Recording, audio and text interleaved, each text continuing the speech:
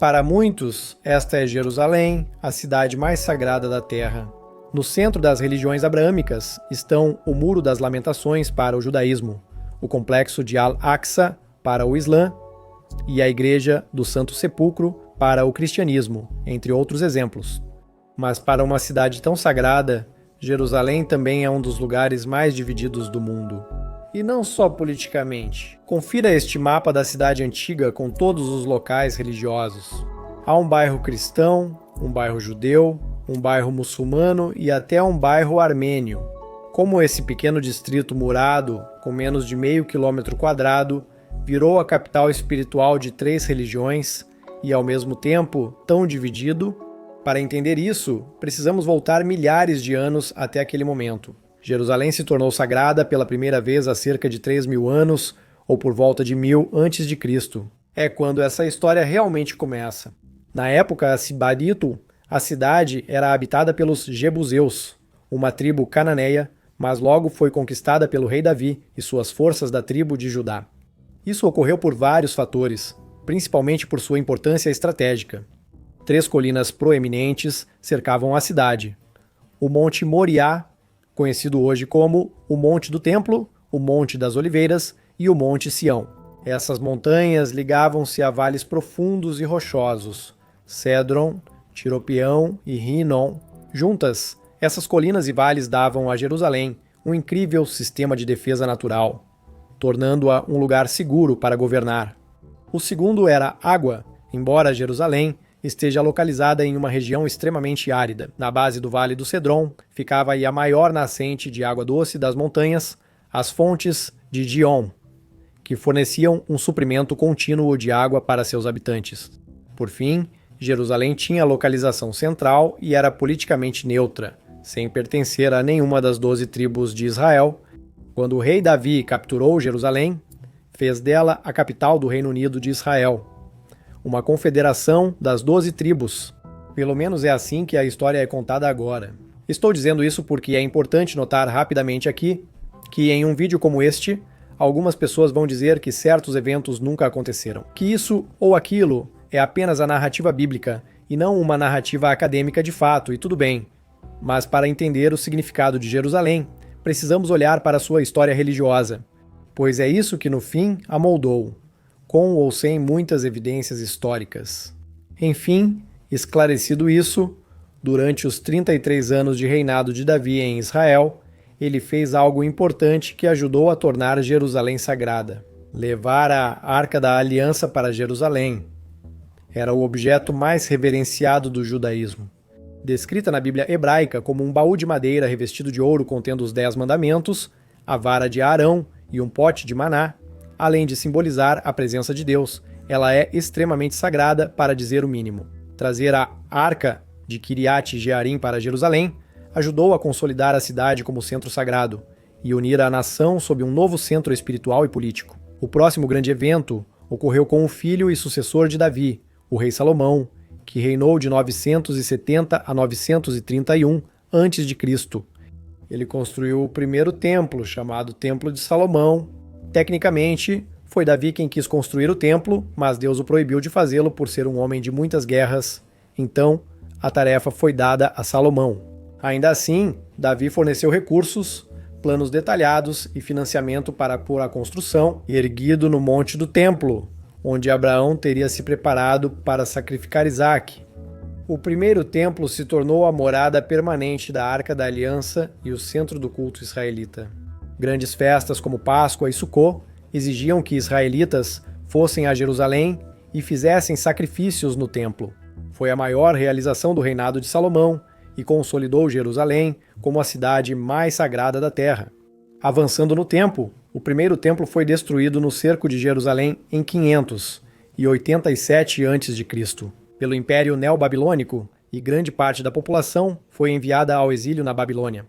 Mas depois de 70 anos, muitos dos israelitas puderam retornar e reconstruir o templo. Após Ciro, o grande rei fundador do Império Aquemênida, proclamar o Edito de Ciro em 500, e 16 a.C. 500 anos depois, em 20 a.C. O rei Herodes, o grande rei cliente judeu romano, o renovou, tornando-o muito maior e quase dobrando a plataforma onde ficava. Como pode ver pelas datas, agora entramos na linha do tempo que torna Jerusalém sagrada para o cristianismo. Não que tudo o que eu disse antes não seja, porque afinal de contas, ambas as religiões acreditam na Bíblia hebraica, ou Antigo Testamento nos termos do cristianismo, tirando algumas diferenças. Foi pouco depois disso que a vida de Jesus na Terra começou, o que coincidiu com a existência do segundo templo. Na verdade, ele passou muito tempo lá, pregando e expulsando comerciantes do templo. Quase todos os eventos mais significativos da vida de Jesus aconteceram em Jerusalém. A última ceia e o Pentecostes ocorreram no cenáculo do Monte Sião. Ele foi preso no jardim do Getsêmani, ao pé do Monte das Oliveiras. Ele foi crucificado em um local chamado Gólgota, logo fora das muralhas da Jerusalém romana. E embora o local de sua ressurreição e ascensão tenha sido motivo de debate, o que é certo é que foi em Jerusalém. O mesmo se aplica ao local do suposto sepultamento. Eventualmente, porém, o segundo templo teve o mesmo destino que o primeiro, sendo destruído no cerco de Jerusalém em 70 d.C. pelo Império Romano, quando eles finalmente incendiaram a cidade devido às revoltas. Tudo isso é relevante porque, atualmente, o famoso Muro Ocidental, o local sagrado mais acessível aos judeus para a oração, é o último remanescente da plataforma ampliada do Segundo Templo. Se isso faz sentido, depois que Jerusalém foi incendiada, uma nova colônia romana foi construída sobre ela, Elia Capitolina.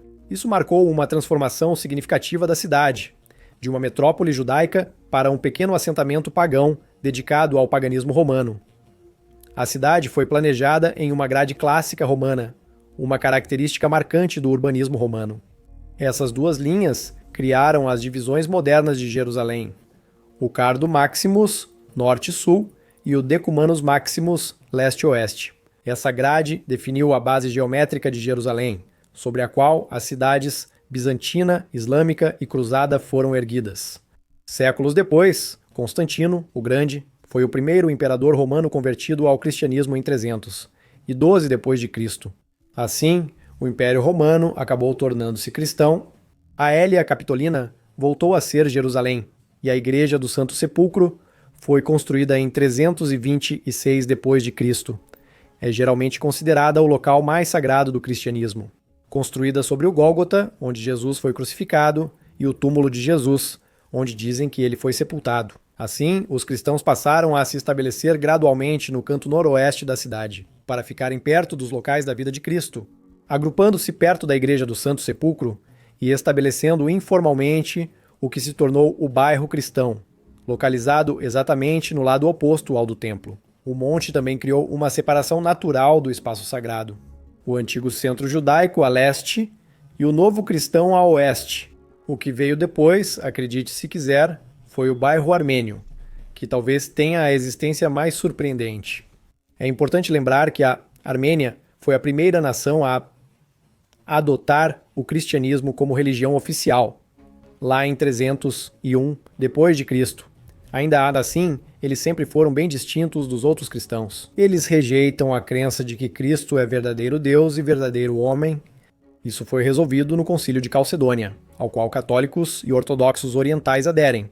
Ainda assim, monges armênios iam a Jerusalém pelos mesmos motivos dos outros cristãos. Mas eles se estabeleceram especificamente ao redor do Monte Sião, no sudoeste, que já tinha uma reputação sagrada no cristianismo, por ficar fora da principal atividade da cidade, mas ainda próximo à Igreja do Santo Sepulcro. Agora surge a terceira religião, o Islã. Como falei do cristianismo, tudo o que discutimos também influencia a importância de Jerusalém para o Islã, porque a religião também acredita na validade da Bíblia hebraica, bem, mais ou menos. O Islã reconhece a Torá dada a Moisés como revelação divina, mas não considera a Torá atual da Bíblia hebraica perfeitamente preservada. Em vez disso, ela é vista como corrompida. O mesmo ocorre com o livro dos Salmos e a sobreposição com o cristianismo, como Jesus e João Batista, considerados profetas no Islã. Mas, de qualquer forma, o Islã se originou no século VII na Península Arábica, e especificamente na cidade de Meca. Como este vídeo trata da relação do Islã com Jerusalém, ou Al-Quds em árabe, vamos focar apenas no significado para a cidade. É a terceira cidade mais sagrada do Islã, atrás de Meca e Medina. Segundo o Alcorão, Maomé, último profeta de Deus, teria voado nas costas da montaria Burak, da grande mesquita de Meca até Al-Aqsa, em Jerusalém, onde ele liderou outros profetas em oração. Al-Aqsa é o monte do templo. Aliás, de lá, ele ascendeu ao céu, encontrou profetas anteriores e, por fim, ficou na presença de Deus. Tudo isso ocorreu em uma noite, no ano 621 d.C., conhecido como Isra Miraj, ou Jornada Noturna. Tecnicamente, o Alcorão nunca menciona Jerusalém por nenhum de seus nomes, mas na Surata Al-Isra, versículo 1, é amplamente interpretado que se refere a ela, aqui como a mesquita mais distante. 4 anos após a morte de Maomé, em 632 d.C., a primeira conquista islâmica de Jerusalém iniciou-se com o Califado Rashidun contra o Império Bizantino.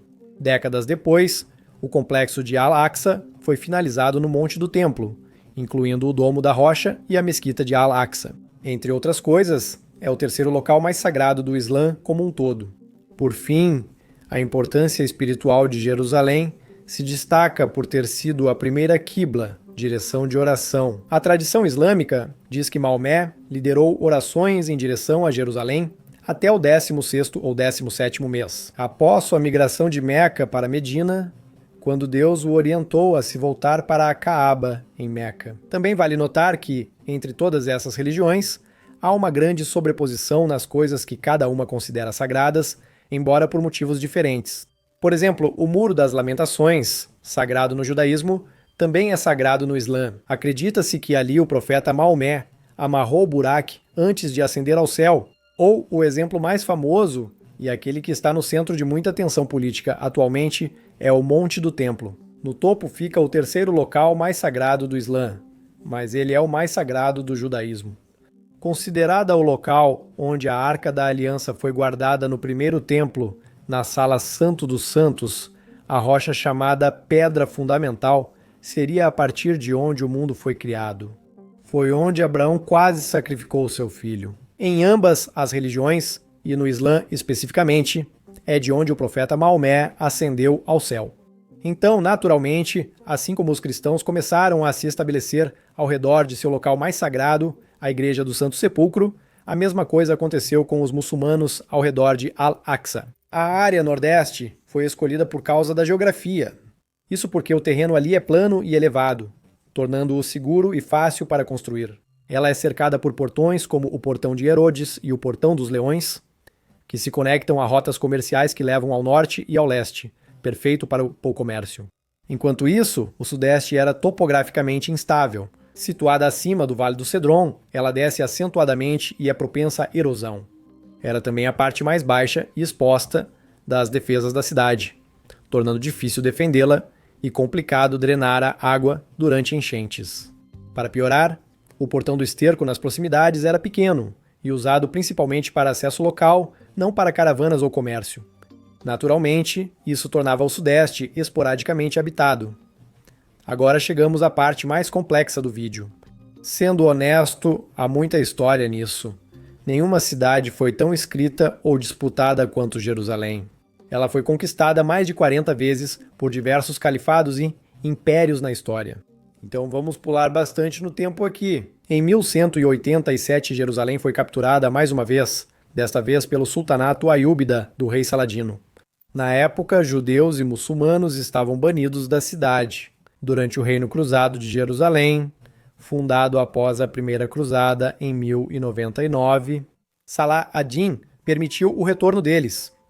Os judeus então construíram casas pequenas na borda sul da cidade, perto do Muro das Lamentações, ponto mais próximo do Monte do Templo acessível a eles, pois a Al-Aqsa ficava no topo. Isso já marcou o início do primeiro bairro judeu reconhecível, pequeno, pobre, mas estável. Poucos sabem, mas em 1193, o filho de Saladino criou um pequeno bairro magrebino no sudeste, também voltado a imigrantes do norte da África. Mas falaremos mais sobre isso depois. Só na década de 1340, sob o sultanato mameluco, os armênios puderam construir um muro em seu bairro, porque eles sentiram que os armênios não representavam uma ameaça, assim solidificando a existência do bairro a partir daí. Foi mais ou menos assim que as coisas se desenvolveram. Por séculos, obviamente, não houve uma convivência perfeita, mas ela foi tolerada mesmo durante os séculos de domínio otomano. Apesar da hierarquia, com o Islã acima e outras religiões sofrendo impostos altos, tensões e extorsões. Ainda assim, era estável e os bairros continuaram a se desenvolver. Mas eles só se tornaram realmente oficializados em meados da década de 1840, graças a ninguém menos que os britânicos, de acordo com o livro 9 Bairros de Jerusalém, de Miles Teller. Diversas potências europeias consideravam que o Império Otomano poderia colapsar nos anos 1830 por causa da Guerra Egito-Otomana e da troca de sultões, diante desse possível vácuo de poder. O primeiro consulado britânico foi inaugurado em Jerusalém em 1839, antes de intervir na guerra com outras potências europeias, para evitar o colapso do Império Otomano, no que ficou conhecido como Crise Oriental, de 1840, a intervenção militar deixou oficiais britânicos no local para inspecionar o terreno, Eduardo Aldrich e Julian Simmons. O mapa feito por eles em 1841 serviu de base para a cartografia da cidade por décadas. Neste mapa, vemos a origem da tradição de dividir Jerusalém em 4 bairros. Mas o ponto é que esses 2 oficiais talvez nem tenham sido os responsáveis por dividi-la. Porque se você olhar abaixo da moldura do mapa, verá o texto, a escrita adicionada pelo reverendo G. Williams e pelo reverendo Robert Willis. É aqui que fica interessante. Deixe-me explicar. O reverendo Willis, embora seja acreditado, nunca foi realmente a Jerusalém. Ele morava na Inglaterra como professor em Cambridge, mas o reverendo George Williams foi. Entre 1840 e 1843, ele foi capelão protestante em Jerusalém. Durante a estadia, ele percorreu e documentou toda a cidade. De volta à Inglaterra, ele passou anos reunindo anotações para seu livro de memórias de 1849, A Cidade Sagrada, notas históricas, topográficas e antiquárias de Jerusalém, que usou o mapa de Aldrich e Simmons. Antes, nenhum mapa mostrava essa divisão. Depois, todos passaram a mostrá-la. Provavelmente ele a criou. Em 1865, Charles William Wilson, oficial do exército britânico, foi designado pelo British Ordnance Survey para realizar o primeiro mapeamento científico de Jerusalém com instrumentos modernos. Mas, para as divisões internas, ele apenas adotou os 4 bairros de William, normalizando isso. Como a maior parte do mundo naquela época seguia os mapas britânicos, esse sistema de divisão em bairros acabou permanecendo, e até hoje, esse sistema de 4 bairros ainda persiste, pelo menos no papel.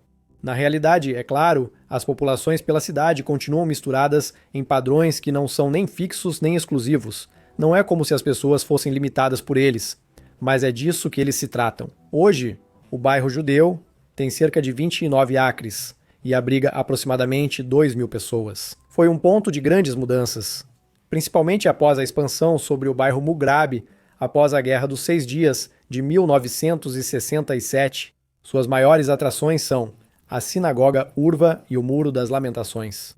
Em seguida, o bairro armênio ocupa 31 acres e abriga 2.500 pessoas. Ele se desenvolveu ao redor da Catedral Armênia de São Tiago, do século XII, que domina o bairro. O mosteiro abriga o Patriarcado Armênio Apostólico de Jerusalém, que é o administrador de fato do bairro e atua como um mini-estado de bem-estar social. Dos cerca de 2.000 armênios, apenas 25 vivem de fato no bairro. Vale lembrar que, mesmo institucionalmente separados de ortodoxos e católicos, os armênios veem seu bairro como parte do bairro cristão. Eles só possuem outra língua e cultura. Falando do bairro cristão, ele é o segundo maior dos bairros, com 46 acres. A população, conforme a fonte, varia entre 4 e 7 mil pessoas. O principal ponto lá é a Igreja do Santo Sepulcro. Além da última parte da Via Dolorosa, uma rua considerada sagrada. Para cristãos que creem ser o caminho percorrido por Jesus na crucificação, a outra metade fica no bairro muçulmano. Por fim, temos justamente o bairro muçulmano, o maior e mais populoso dos 4. Ele abrange cerca de 77 acres e tem uma população de 22 mil pessoas. Se você somar todas essas áreas em acres que mencionei, verá que não atingem os 222 acres totais da cidade velha de Jerusalém. Isso porque o Monte do Templo não está incluído. Tradicionalmente, alguns mapas medem até o lado interno da muralha da cidade, enquanto outros consideram o lado externo. O fato desses limites serem conceituais já implica que subtraímos alguns acres, mas sim para a maioria. O complexo de Al-Aqsa é considerado a principal parte do bairro muçulmano, junto com o início da Via Dolorosa. Igreja de Santa Ana. Ao lado dela, perto do portão de Damasco, está o túmulo do Jardim, onde muitos protestantes acreditam que Jesus foi sepultado. Hoje, os 4 bairros continuam sendo a maneira mais simples de entender a cidade velha de Jerusalém, mesmo que a realidade seja muito mais complexa. São relíquias de impérios, fé e antigas divisões cartográficas que ainda influenciam como milhões enxergam o quilômetro quadrado mais sagrado da Terra. Obrigado por assistir.